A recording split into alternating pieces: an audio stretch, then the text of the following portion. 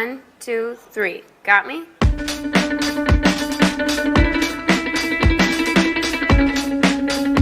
Bonjour à toutes et à tous et bienvenue dans l'Instant Vitalité, notre rendez-vous santé, bien-être et harmonie avec la nature. Discipline millénaire, le yoga fait du bien et va bien au-delà.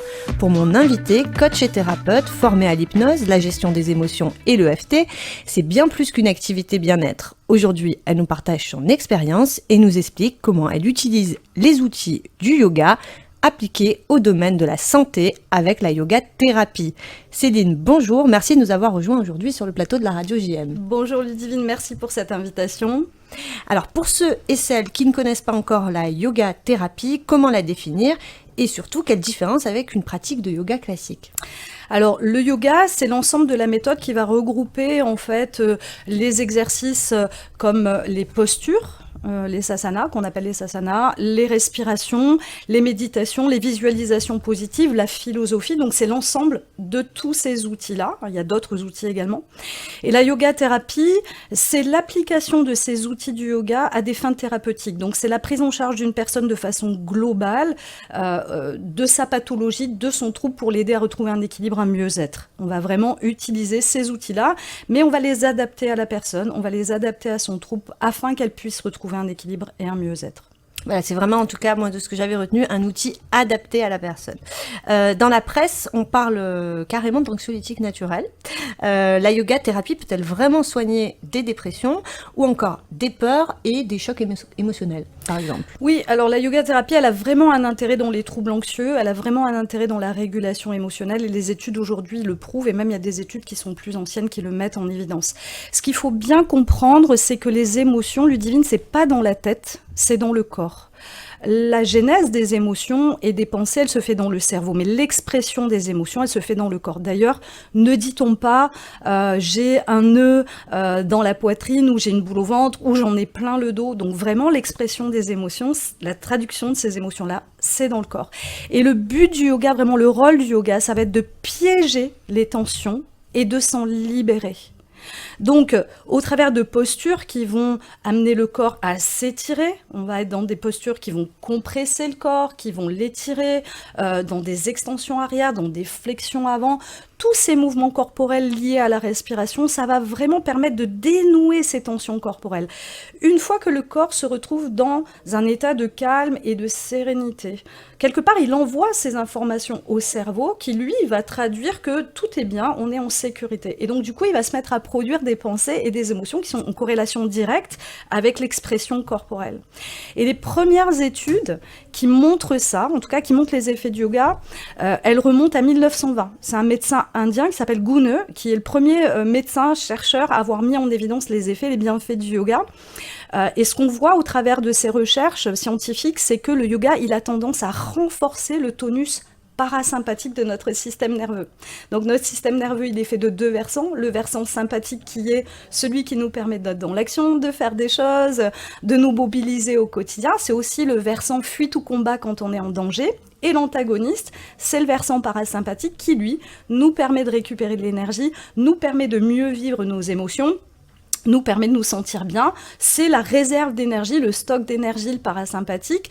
Et ce versant-là, quand il est activé, il va produire des hormones que sont la sérotonine. La sérotonine, c'est le liquide de frein des émotions, comme le dit si bien Lionel Coudron, mon professeur de yoga thérapie. Et puis la production aussi de noradrénaline et de dopamine, qui sont des hormones qui nous permettent d'être dans la joie, dans le plaisir, de nous sentir bien, de nous sentir fort. Donc ces premières études, elles ont mis en évidence ça, que ce tonus parasympathique était renforcé. Et puis les études qui sont plus récentes aujourd'hui mettent même en évidence la modification de certaines structures du cerveau grâce à la pratique du yoga, du tai chi ou du qigong, ces disciplines-là. Donc il y a vraiment, au travers de ces études, on a utilisé l'IRM pour observer le cerveau et on voit que certaines structures du cerveau augmentent leur activité, et notamment des structures qui sont en relation directe avec la régulation émotionnelle, la concentration et la mémoire, la mémorisation. Et on observe aussi dans ces études la diminution d'activité d'autres zones du cerveau comme l'amygdale, qui est les responsables donc des émotions, hein, et donc les émotions négatives ont tendance à diminuer. Donc il y a vraiment aujourd'hui des preuves scientifiques qui démontrent ça, de l'intérêt du yoga, de ces disciplines. Bien sûr, c'est en complément des traitements existants. La yoga-thérapie, elle ne se substitue pas du tout aux traitements existants, mais elle vient vraiment en complément des traitements existants, des soins existants pour soutenir la personne et lui permettre d'accéder à nouveau à un mieux-être, à nouveau à un équilibre. C'est vraiment un soutien et c'est une thérapie qui est très intéressante pour ça. Et aussi, ce qu'on observe, c'est que les pratiquants de yoga, grâce à leur pratique régulière, ils ont plus de facilité à prendre du recul sur les challenges de la vie, sur le stress. On ne peut pas aujourd'hui s'extraire finalement du stress du quotidien, hein. On est dans un monde moderne et il faut vivre avec et s'adapter à ce monde moderne. Il implique des avantages et parfois aussi un peu des inconvénients. Et le yoga, c'est vraiment une discipline qui va soutenir la personne. On voit d'ailleurs que c'est la répétition des exercices que l'on va faire en yoga-thérapie qui démontre cette efficacité. C'est cette répétition. Dans les études, on voit, hein, il y a 20 minutes de yoga par jour. Au bout de 6 semaines seulement, on a les résultats. Donc c'est très très encourageant et c'est pour ça qu'aujourd'hui on voit de la yoga-thérapie à l'hôpital, dans les cliniques, pour prendre en charge les personnes en complément des soins existants, quoi, hein. Ouais, c'est assez incroyable. Et du coup, ça me vient les mots. Finalement, avec cette pratique, on va plus être apte à répondre au stress avec entraînement, laisser un temps se distancier de la réponse plutôt que de réagir à ce stress. Oui. En fait, ça m'évoque tout ça. Quand, oui, ça va vous nous expliquez. permettre d'augmenter notre résilience, d'élargir notre fenêtre de tolérance. C'est pas qu'on s'extrait du monde ou du stress, mais c'est qu'on l'appréhende de façon différente. Et avec la yoga-thérapie, on a des outils aussi pour ça. On a des outils qui nous permettent de mieux vivre nos émotions. Et c'est ça qui est intéressant. Je crois que vous exercez en cabinet à La Ciotat, Oui. au centre Epignosis. Oui, exactement. Racontez-nous le déroulé des séances et peut-être aussi il y a des questions récurrentes que les personnes se posent avant de sauter le pas. Tout à fait, exactement. Alors, comme je vous l'ai dit juste avant, ce qui va nous permettre d'avoir de l'efficacité en yoga-thérapie, c'est la répétition. Donc, ça va impliquer quand même une certaine motivation et un engagement de la personne quand elle vient s'inscrire dans une démarche de prise en charge et d'autonomie, finalement, d'être actrice de sa santé. Donc, dans un premier temps, il y a un rendez-vous qui est gratuit et qui est téléphonique, qui prend le temps qu'il prend, où le yoga-thérapeute va s'assurer finalement que la personne, elle a conscience de cet engagement, elle est motivée à rentrer dans cette démarche-là. Et puis le yoga-thérapeute, il va aussi s'assurer que la yoga-thérapie, elle est adaptée aux troubles de la personne, si elle peut vraiment être un accompagnant dans cette pratique-là. Elle va lui expliquer comment vont se dérouler un petit peu les séances, c'est-à-dire que on va parler plutôt de plusieurs séances quand même en yoga-thérapie et pas d'une seule séance. Voir si on est dans une démarche de prévention, on peut dire 1 à 3 séances vont permettre cette mise en place d'outils. Mais si on est dans une démarche de santé avec un trouble et que l'on souhaite améliorer les choses, on va parler plutôt entre 1 et 7 ou 10 séances. Et sur les 4 premières séances, on va se voir à raison d'1 séance par semaine. Et je vais vous expliquer pourquoi. La première séance, c'est le bilan. Ici, le yoga-thérapeute, il fait une photographie dans l'instant T de la personne et de son trouble. Comment elle vit son trouble? Depuis quand le trouble est présent? Quelle incidence ce trouble a dans sa vie? Au niveau du sommeil, au niveau de l'alimentation. Il va s'intéresser à son environnement. Est-ce qu'il y a du stress au travail? Est-ce qu'à la maison, il y a des difficultés? Comment ça se passe dans sa vie au quotidien? Et cette première séance, il va y avoir beaucoup de questions. Et le yoga-thérapeute fait vraiment le bilan. Et la personne, il y a ce lien thérapeutique qui commence à se créer finalement. Et la personne, elle va partir avec un premier outil très simple, parce que ce qu'il faut dire, c'est qu'en yoga-thérapie, les outils sont extrêmement simples en application et ils sont adapté à la personne et à son trouble. Donc, on n'a pas besoin d'être pratiquant de yoga pour venir en consultation de yoga thérapie. J'ai des personnes qui n'ont jamais pratiqué du yoga et qui commencent la prise en charge. On n'a pas besoin d'être souple, parce que s'il fallait être souple pour faire du yoga, il n'y aurait pas beaucoup de licenciés aujourd'hui en France de yoga. Vraiment, c'est une pratique qui est adaptée. Première séance, on pose le cadre, c'est le bilan, on fait le point, le yoga thérapeute, il note tout ça. De la 2e à la 4e séance, le yoga thérapeute va donner le protocole adapté à la personne. Donc la personne dans la séance, elle va pratiquer avec le yoga thérapeute va s'assurer que les outils sont adaptés. Elle va repartir à la maison avec son protocole. Elle est bien sûr aidée avec des outils audio. Elle peut filmer la séance ou la séance peut être filmée. Elle part avec son petit audio ou sa vidéo. Et puis, elle va expérimenter à la maison ces outils. Elle va les apprivoiser. Et comme ça, entre la 2e et la 4e séance, elle revient et elle fait un retour au yoga thérapeute de comment elle s'est sentie, si c'est adapté ou pas. Le yoga thérapeute va adapter. Il va rajouter des outils, il va en enlever, il va construire en fait vraiment le soutien dans ces 4 premières séances. Il va motiver la personne, il va la soutenir, il va l'encourager. Et ça, c'est très important parce que tout le monde n'a pas l'habitude de se mettre sur son tapis ou d'exercer une routine tous les matins. Donc, ça demande en effet un engagement. Et le fait de revenir chaque semaine, voilà, il y a ce soutien, il y a cet accompagnement et la personne, elle est soutenue. Au bout de 4 séances, elle commence à avoir un peu d'autonomie dans sa pratique et la confiance s'installe, le lien thérapeutique de confiance est créé.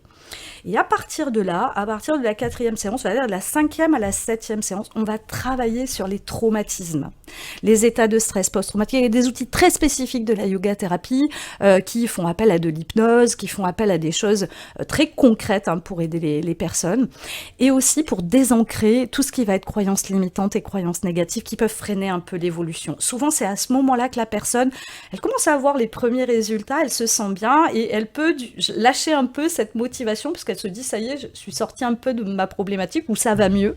Et elle aura un peu tendance peut-être, c'est le risque, de lâcher un peu sa pratique. Donc voilà, 5e, 7e séance, on est là encore pour soutenir, aider et puis pour vraiment enlever tout ce qui nous empêche finalement d'atteindre notre objectif. Et l'objectif de la personne surtout. Et puis, à partir de 6 séances, vraiment la personne, elle ressent ses résultats, la confiance est présente, le mieux-être, elle commence vraiment à le ressentir, il y a un état d'équilibre, il y a des choses vraiment concrètes qui se passent parce qu'en plus en yoga thérapie, on utilise la micronutrition, donc il y a plein de choses pour soutenir la personne dans cet accompagnement. Et puis de la 7e à la 10e séance, c'est presque comme si on accueillait les résultats, là c'est un peu c'est installé, la personne, elle a besoin de son yoga, elle rate pas une matinée ou une soirée où elle pratique et vraiment, elle a pris en main sa santé et elle en est vraiment contente et fière. Donc souvent, ça va s'arrêter soit à 7 séances, soit à 10 séances. Si la personne a eu du mal à démarrer, à installer quelque chose de régulier, c'est pas très grave, sauf que ça va prendre un tout petit peu plus de temps et donc on peut parfois dépasser 10 séances si vraiment il y a nécessité de le faire. Voilà. Mais vraiment, il n'y a pas nécessité d'être souple et puis il n'y a pas du tout nécessité d'être pratiquant de yoga. C'est vraiment des choses très simples qu'on utilise.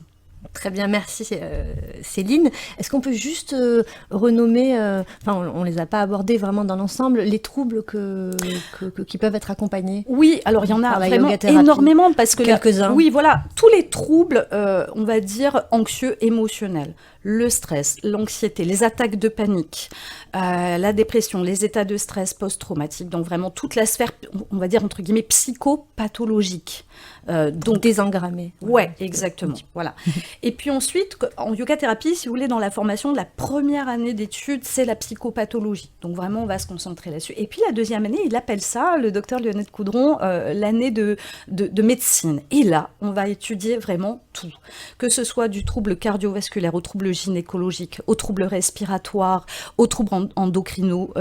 Vraiment, on va passer en revue pratiquement toutes les pathologies et comment on peut soutenir avec la yoga thérapie dans chacune de ces pathologies. Donc vraiment, le champ d'application est très très vaste.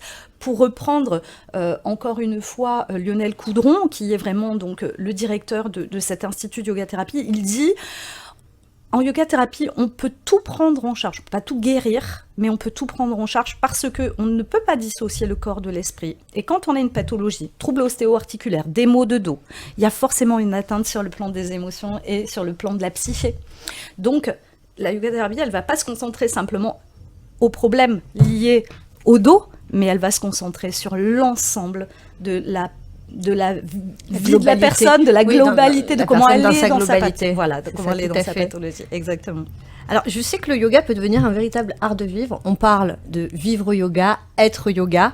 Dans quelle mesure cette pratique a-t-elle bousculé votre quotidien, Ah oui, Céline? elle a vraiment bousculé mon quotidien, Ludivine, parce que moi, j'ai rencontré le yoga il y a plus de 20 ans.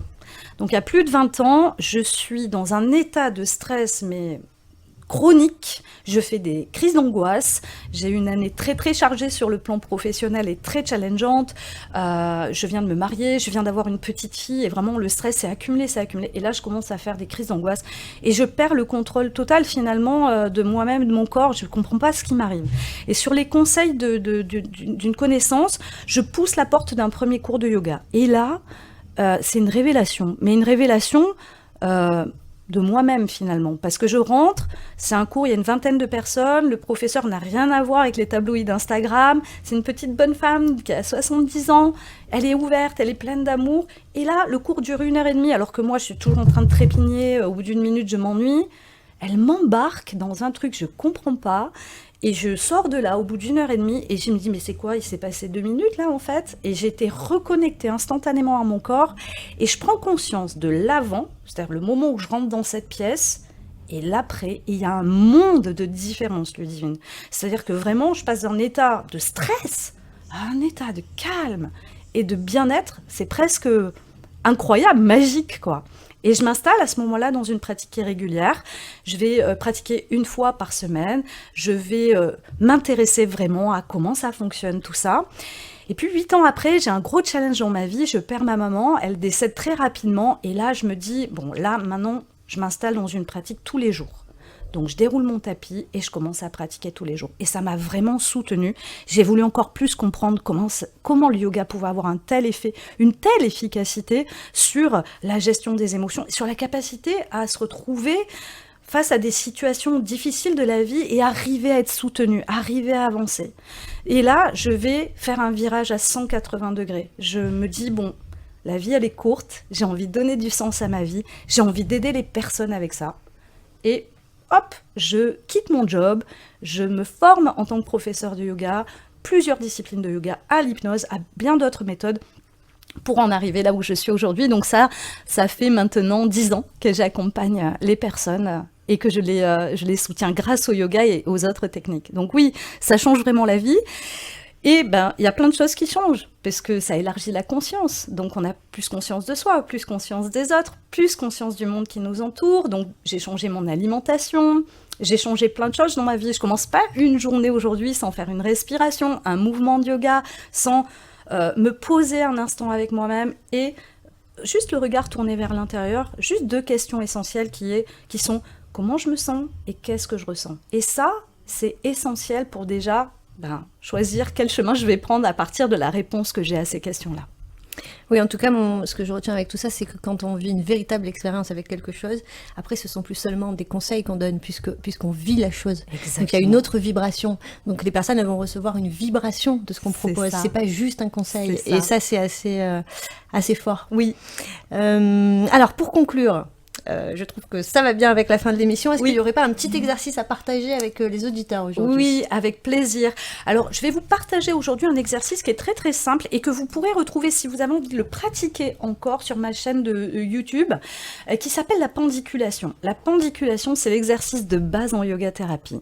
C'est un exercice qu'on peut faire en posture assise, comme on est là installé, mais on peut le faire aussi en posture debout. Vous allez choisir, Ludivine, et on peut même le faire en posture allongée.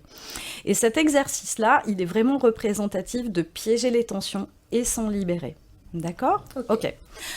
Qu'est-ce que vous préférez ? Posture assise ? Allez, on reste en posture assise. C'est parti. Donc, ici, on va juste prendre un temps et on va fermer les yeux, Ludivine, et on va juste se poser, vous savez, ces 2 questions que j'ai posées tout à l'heure, qui sont comment je me sens et qu'est-ce que je ressens ? Donc, on se laisse juste quelques respirations ici pour laisser le regard se tourner vers l'intérieur. Et observer les sensations corporelles. Est-ce qu'il y a des tensions? Est-ce qu'il y a des crispations? Des lourdeurs ou des douleurs dans le corps? Et on va faire comme ça, Ludivine, un état des lieux. Et pour aider, on va choisir l'échelle des sensations corporelles de 0 à 10. 0, tout va bien. j'ai aucune douleur, j'ai aucune tension, vraiment je me sens très très bien. Et 10, je suis pas du tout bien, c'est le maximum de sensations où ça va pas du tout. Et on garde ça pour soi, chacune, et on fait juste cette référence à l'intérieur pour voir avant de commencer et après.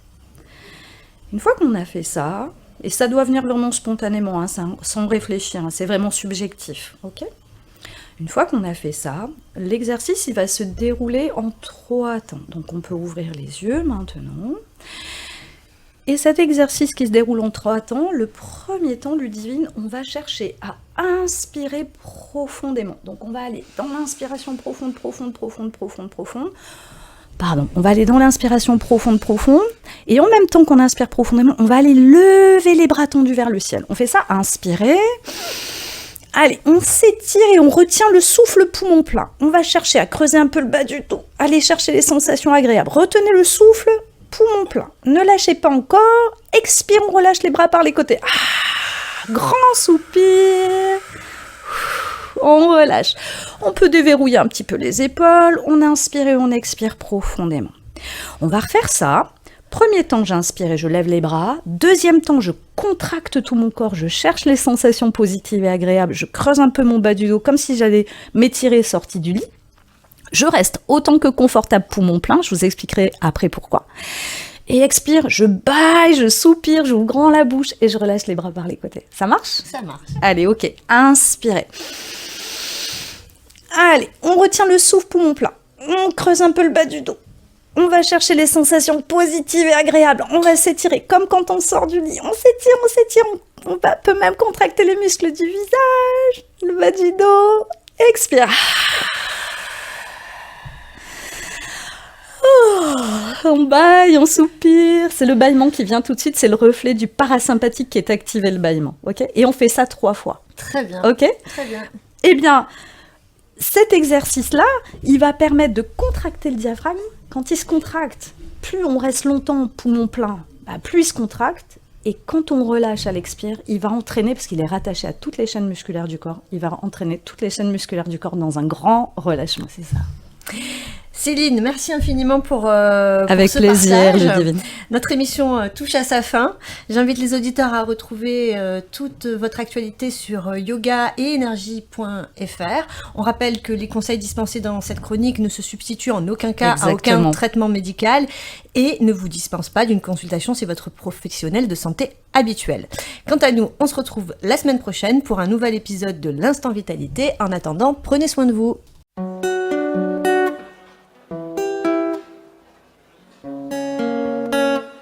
One, two, three. Got me?